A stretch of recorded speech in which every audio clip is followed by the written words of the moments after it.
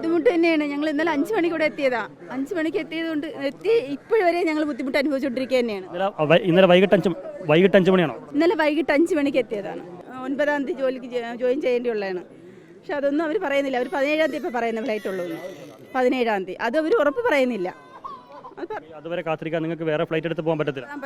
ഞങ്ങൾക്ക് അത് നല്ല ചാർജ് ഉണ്ട്. ഞങ്ങൾക്കത് പറ്റത്തില്ല.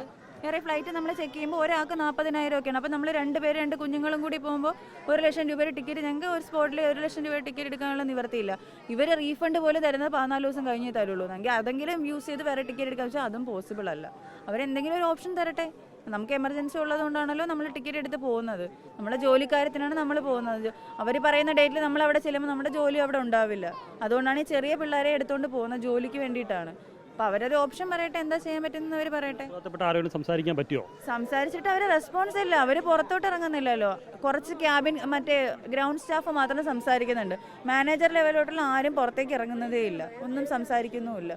ഇന്നലെ 5 മണി തൊട്ട് ഈ കുഞ്ഞുങ്ങളായിട്ട് ഇവിടെ വെയിറ്റ് ചെയ്യുകയാണ് അവരുടെ ഒരു തീരുമാനം അറിയാൻ. ബോർഡിംഗ് പാസ് കിട്ടിയ ശേഷം ഞങ്ങളോട് ഈ കാണിച്ചതാണ്.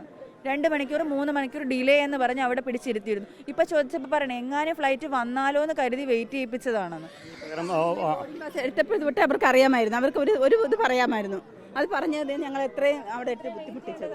താമസ സൗകര്യമോ ഭക്ഷണ സൗകര്യമോ ഒന്നും ഒരു ഇത് നമുക്ക് ഏർപ്പാടാക്കി തന്നില്ല. ഒരു തുള്ളി വെള്ളം പോലും ഞങ്ങൾക്ക് തന്നില്ല. ആർക്കും കിട്ടിയിട്ടില്ല. ഞാൻ മസ്കറ്റിന് പോയാൽ നിൽക്കുമോ? ഞാൻ പത്തനംതിട്ടയിൽ നിന്ന് വരുക. 450 500 രൂപ വണ്ടിക്കൂലിയും കൊടുത്ത് ഇവിടെ വരെ വന്നു.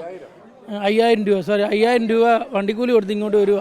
ഇനി തിരിച്ചു പോകണമെങ്കിൽ അതുപോലത്തെ പൈസ ഇനിയും തിരിച്ചു വന്നാൽ കൺഫേം അല്ല. ഇപ്പോഴും അവർ കൊടുത്തിരിക്കുന്ന നമ്പർ പോലും വിളിച്ചിട്ട് എടുക്കുന്നില്ല. ഇനിയിപ്പോൾ എനിക്ക് 12-ാം തീയതി വന്നു കഴിഞ്ഞാൽ കയറി പോകാൻ പറ്റും, യാതൊരു ഉറപ്പും അവർ തരുന്നുമില്ല. അപ്പോൾ എന്ത് ഉത്തരവാദിത്വപരമായിട്ടാണ് ഈ കാര്യങ്ങൾ ചെയ്യുന്നത്?